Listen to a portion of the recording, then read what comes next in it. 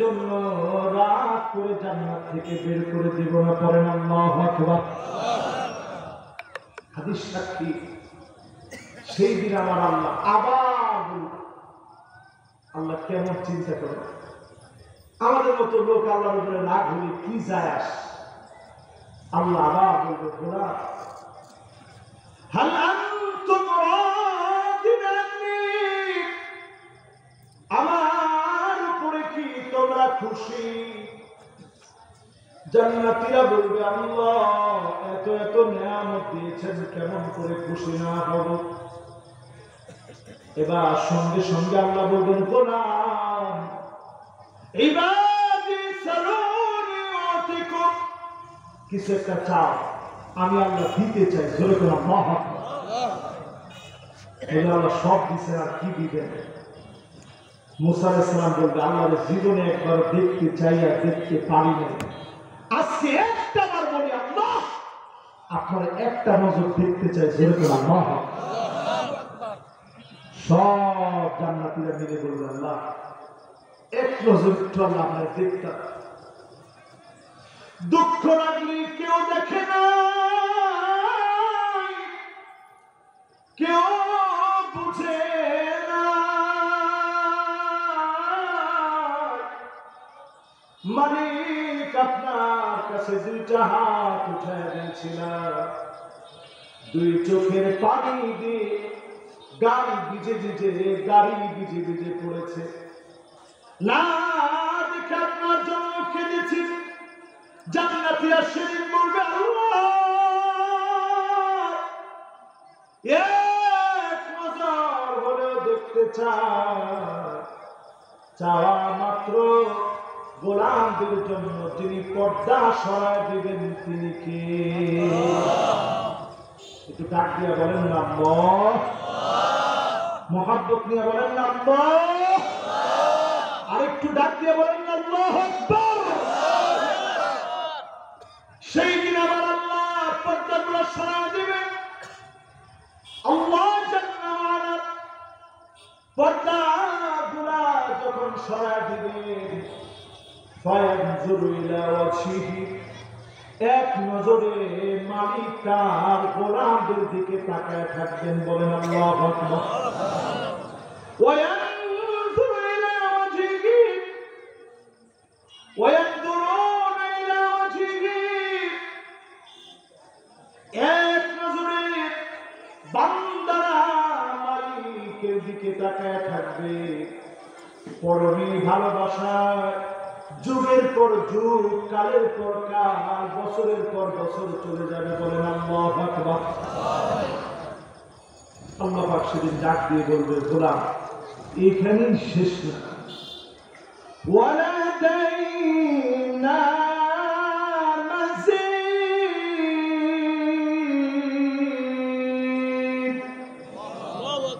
আরো অনেক অনেক নিয়ামত আছে, জোরে কেন আল্লাহু আকবার। জান্নাতের নিয়ামতের শেষ নেই। শুধু যদি জান্নাতি হতে চান, এই চেহারাগুলারে যদি আলোকিত বানাতে চান, নামাজ কারা কারা পড়বেন হাতগুলো উঠায় দেখবেন, লিল্লাহি তাকবীর। এবার হাতগুলো নামাজ 5টা মিনিট সময় আমি চেয়ে নিচ্ছি, এরপর আর দেরি করা হবে না।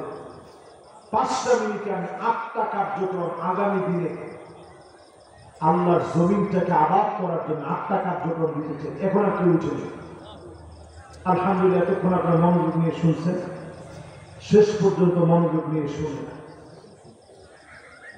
আল্লাহ রাব্বুল আলামিন কোরআনের ভিতরে ফর্মুলা দিলেন, ওয়া আনিহকুম বাইনাহুম বিমা আনজালাল্লাহ,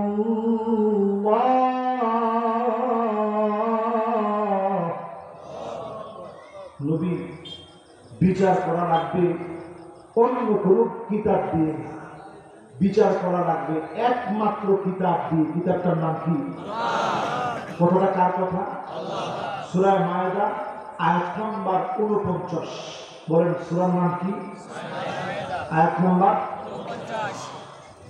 2 নম্বরে আল্লাহ রাব্বুল আলামিন কার্যক্রম দিয়ে দিলেন, ওয়ালা তাত্তাবি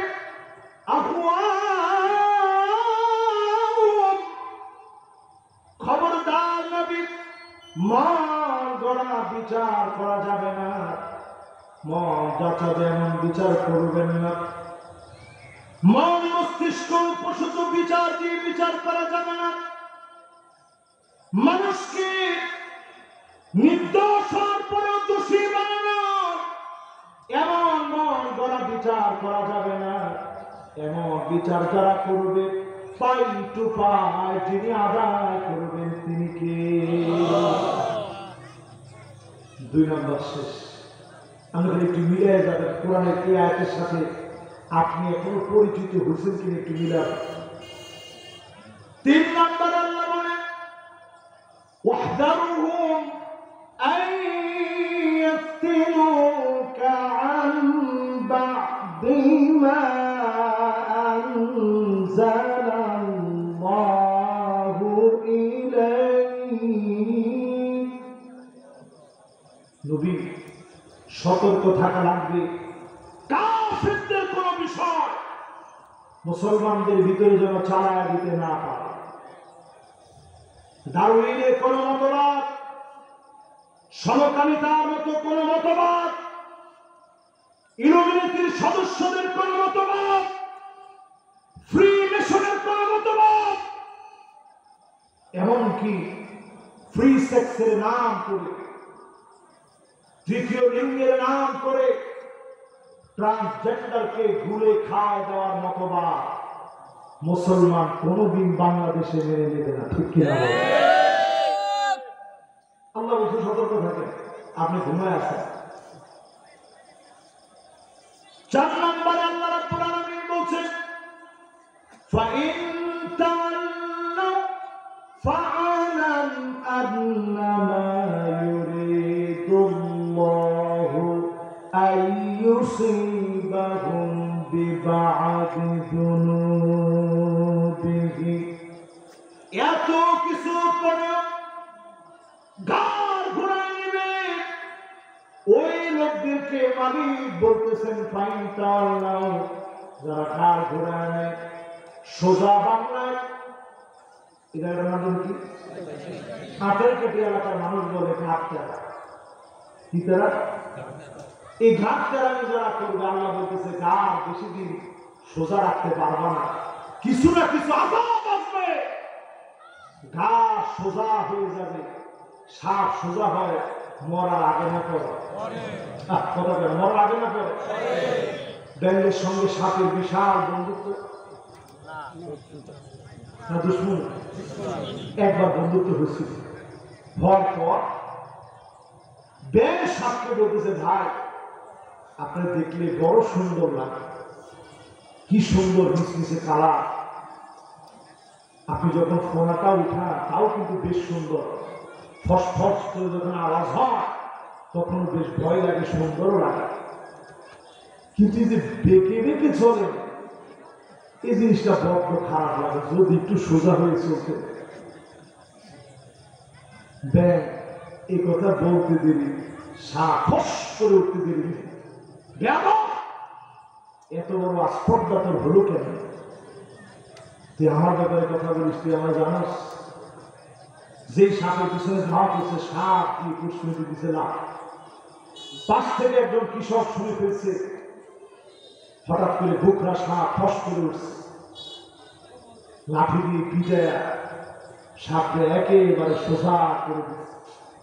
ব্যাং দেখে কোনো ফস ফস আওয়াজ নেই, দীর্ঘক্ষণ পরে ব্যাং এবার উঠছে, পানি থেকে মাথা উঠে দেখে সাপ পুরো সোজা হয়ে আছে। দেখ চিন্তা করলো ব্যাং, এত নসিহত করলাম কাজ হয় না, কাছে গিয়ে দেখি জিন্দা মরলা। আচ্ছা দেখি জিন্দা থাকতে তো সোজা হচ্ছে না, মহিলা তো একেবারে পুরা সোজা হয়ে গেল। ঠিক কিনা বলে? এই জন্য আল্লাহ রাব্বুল আলামিনের আযাবকে ভয় করে। আযাব চলে আসলে অনেকই সোজা হয়। করোনা যখন আসছে অনেক লোক বলছে, আল্লাহ নামাজ পড়বে এবারের মতো একটু মাফ করে দেখে। ঠিক কিনা বলে? এরপর আল্লাহ রাব্বুল আলামিন বলেন ৫ম নম্বরে, ওয়া ইন্না কাসীরাম মিনান নাসি লাফাসিকুন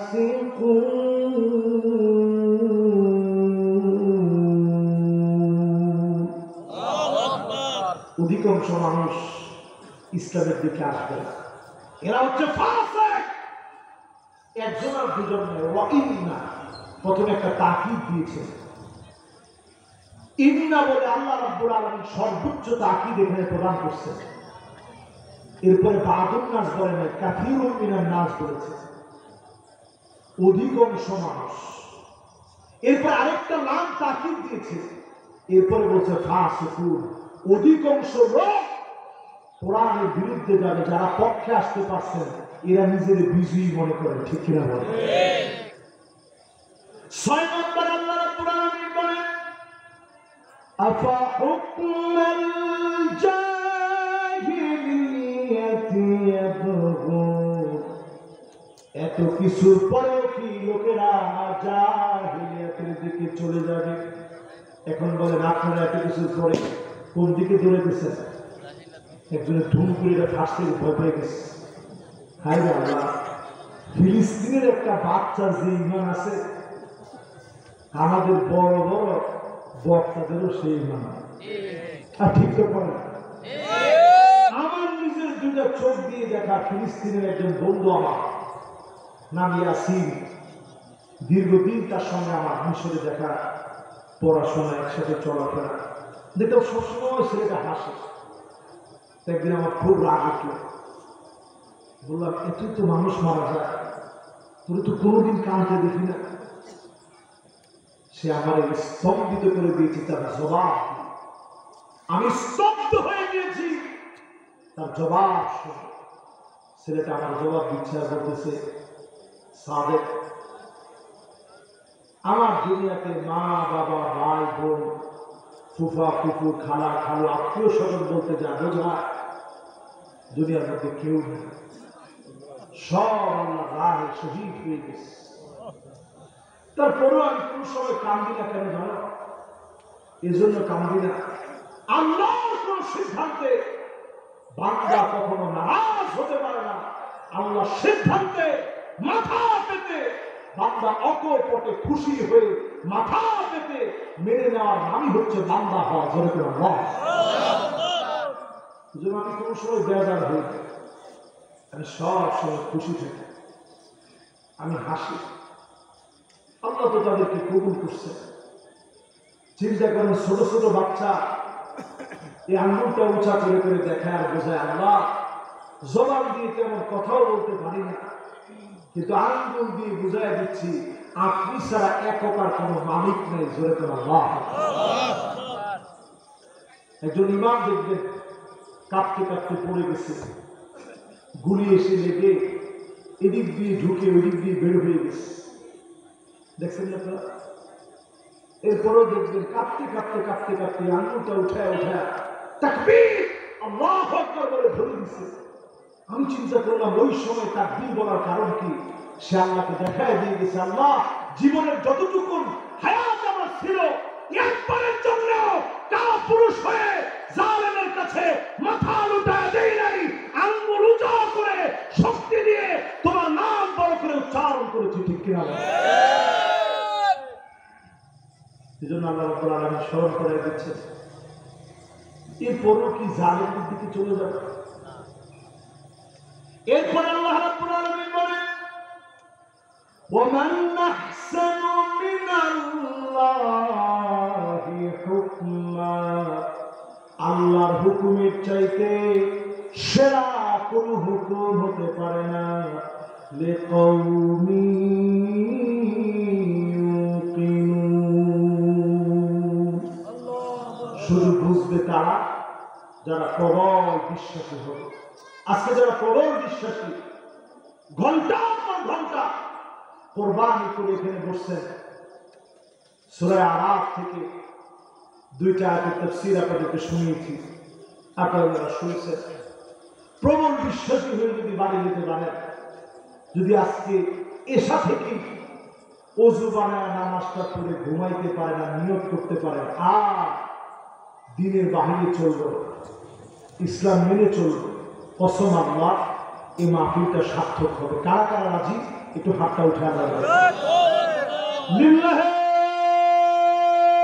তাকবীর, লিল্লাহে তাকবীর। রাজি আছেন ইনশাআল্লাহ? হাতগুলো নামান, আল্লাহ যেন কবুল মঞ্জুর করেন, পড়েন আমিন। যতগুলো কথা বললাম আল্লাহ রাব্বুল আলামিন আমাকে আপনাদের সবাইকে আমল করার তৌফিক দান করুন, পড়ে আমি মাজলুম ফিলিস্তিনের